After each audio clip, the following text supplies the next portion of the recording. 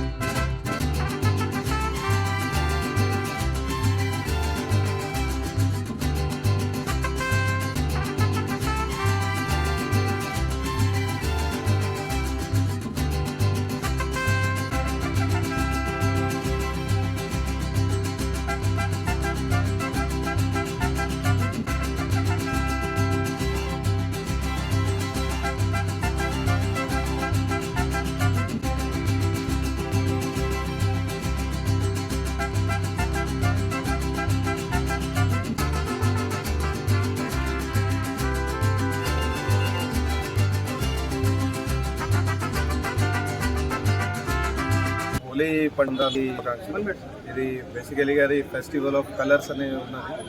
So అదే సమీకరణం తీసుకొని మన లైఫ్ కూడా అందరిది కూడా అట్లాగనే కలర్ఫుల్ అనేది నేను కోరుతున్నాను.